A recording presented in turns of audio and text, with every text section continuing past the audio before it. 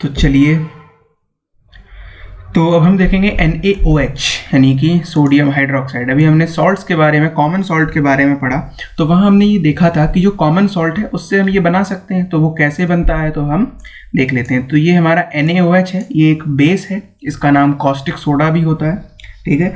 तो इसको बनाने के लिए हम क्या करते हैं कि जो NaCl है उसकी इलेक्ट्रोलिसिस कराते हैं, ठीक है। NaCl यानी कि सोडियम क्लोराइड, और इसका एक्वा सॉल्यूशन लेंगे, प्लस इसमें हमने वाटर मिलाया, ठीक, और इसके बाद हमने इसकी इलेक्ट्रोलिसिस करा दी।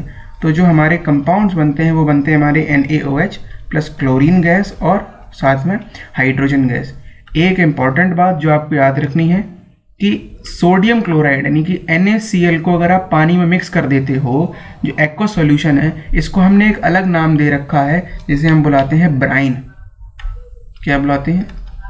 ब्राइन, ठीक है। तो कोई आप अगर आप ये बोलेंगे कि sodium hydroxide is formed by the electrolysis of Bryan, तो बात सही है, क्योंकि हम ब्राइन की ही इलेक्ट्रोलिसिस कराते हैं। और ब्राइन क्या है? ब्राइन कुछ नहीं है, बस सोडियम क्लोराइड का एक्वस फॉर्म में हम ब्राइन बोलते हैं। तो ये रिएक्शन हमारी होती है जिससे हमें मिल जाता है NaOH। देखो, NaCl की रिएक्शन जब वाटर के साथ हुई और यहाँ पे इलेक्ट्रिसिटी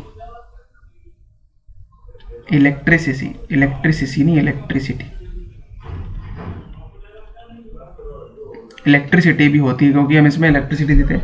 इलेक्ट्रोलिसिस, आप ये रिएक्शन पहले देख चुके हैं। होता क्या है इलेक्ट्रोलिसिस में कि अगर फर्स्ट चैप्टर से अगर आपको याद हो तो एक हम कंटेनर लेते हैं, उसमें हम एक एनोड लगाते हैं, एक कैथोड लगाते हैं, इसको हम जो है एक सेल से यहाँ कनेक्ट कर देते हैं, ठीक।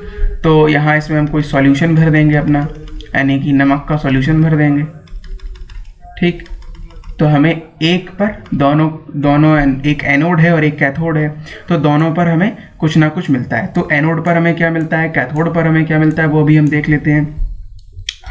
तो देखिए, जो एनोड होती है यानी कि पॉजिटिव इलेक्ट्रोड, एनोड को यहाँ लिख देता हूँ कि ये पॉजिटिव इलेक्ट्रोड होती है, इस पर हमें मिलती है क्लोरीन गैस, ठीक है।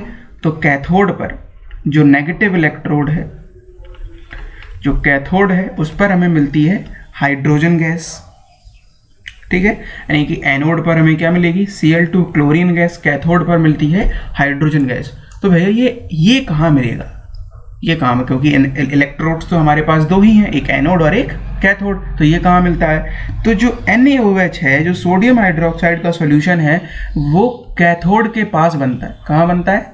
Near cathode. कैथोड पर नहीं मिलती है, बट हमें वो कैथोड के पास मिलती है, ठीक। जो हमारा सोडियम हाइड्रोक्साइड होता है वो हमें कहाँ मिलेगा, नियर द कैथोड। इस रिएक्शन को आप बैलेंस करके लिखना, ठीक है। तो जब भी हम ब्राइन की इलेक्ट्रोलिसिस कराते हैं, NaCl को वाटर में मिक्स किया, NaCl नमक को हमने पानी में डाला, उसको घोल दिया, उसमें इलेक्ट्रिसिटी पास कराई, तो कैथोड के नज़दीक जो कैथोड है, जो नेगेटिव इलेक्ट्रोड है, उसके पास हमें NaOH मिल जाता है, ठीक है।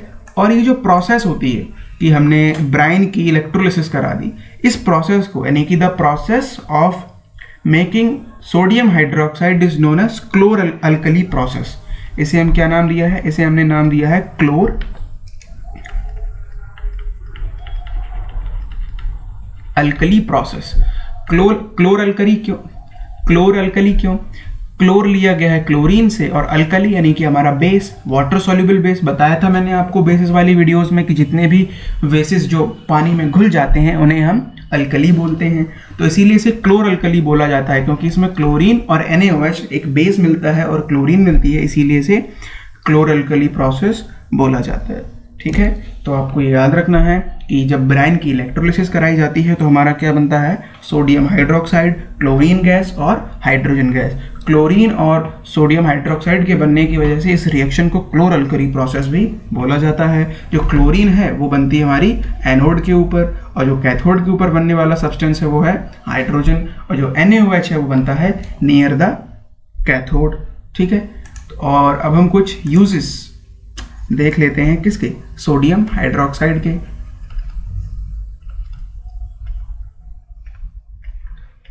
कि सोडियम हाइड्रोक्साइड के यूजेस क्या होते हैं। तो सबसे पहले तो सोडियम हाइड्रोक्साइड का जो यूज होता है वो होता है सोप और डिटर्जेंट को बनाने में। इसका यूज किया जाता है सोप और डिटर्जेंट्स को बनाने में। दूसरा यूज़ होता है कि आर्टिफिशियल टेक्सटाइल फाइबर बनाने में, रेयॉन, ठीक, सिर्फ रेयॉन लिख देता हूँ कि जो आर्टिफिशियल टेक्सटाइल, ये हम देख चुके हैं जब हमने यूजेस ऑफ बेस पढ़े थे, तो आप ये देख चुके हैं कि सिंथेटिक फाइबर कॉल्ड रेयॉन बनाने में इसका यूज़ होता है। पेपर बनाने में भी इसका यूज़ होता है, ठीक है। और इसका चौथा यूज़ हम देखेंगे जो अभी तक आपने बिल्कुल भी नहीं देखा है, और वो है कि इसको यूज़ किया जाता है बॉक्साइट ओर को प्यूरिफाई करने के लिए। बॉक्साइट क्या होता है, स्पेलिंग लिखता हूं मैं, बॉक्साइट और क्या होता है, आपने ज्योग्राफी में पढ़ा होगा कि अगर हमें जैसे मेटल वगैरह होते हैं तो मेटल को उनके ओर से एक्सट्रैक्ट किया जाता है। तो जो बॉक्साइट ओर है, इससे एल्यूमिनियम, जो एल्यूमिनियम होता है हमारा, एल्यूमिनियम मेटल को बॉक्साइट ओर से एक्सट्रैक्ट किया जाता है। और बॉक्साइट ओर को प्यूरिफाई करने के लिए, उसे साफ सफाई करने के लिए हम सोडियम हाइड्रोक्साइड का यूज़ करते हैं, हाइड्रोजन का नहीं, सोडियम हाइड्रोक्साइड का यूज़ करते हैं। किसके लिए? For purifying the bauxite ore. और आपको ये भी याद रखना है कि बॉक्साइट ओर से एल्यूमिनियम मेटल को निकाला जाता है। एक आखिरी यूज़ जो है हमारे सोडियम हाइड्रोक्साइड का, वो ये है कि मेटल को डिग्रीस करने में, ठीक है, डिग्रीसिंग मेटल। डिग्रीसिंग का मतलब क्या है? मेटल में ग्रीस लगा देते हैं हम, तो अगर उसको डिग्रीस करना, उसको फिर से ग्रीस को हटाना हो, तो हम इसको यूज़ करते हैं सोडियम हाइड्रोक्साइड को, ठीक है। डाई बनाने में, जो हमारी डाई होती है, डाइज बनाते हैं तो उनको भी बनाने में यूज़ होता है। ब्लीच बनती है हमारी, ब्लीचेस जिन्हें बोलते हैं, ठीक है, तो ब्लीचेस बनाने में भी इसका यूज़ होता है। ऑयल रिफाइनिंग,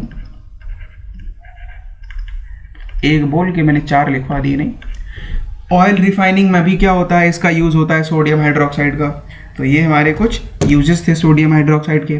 तो मेनली आपको इसकी रिएक्शन याद रखनी है, जो क्लोर एल्कली प्रोसेस है, कि हम कैसे उसको यूज़ कराते हैं, कौन सा प्रोडक्ट कहाँ बनता है, एनोड पर क्या बनता है, कैथोड पर क्या बनता है, ब्राइन किसे बोलते हैं, ठीक है, और यूजेस इनके याद रखने हैं आपको। तो यही चीज़ें हैं जो आपको इस वीडियो से याद रखनी है।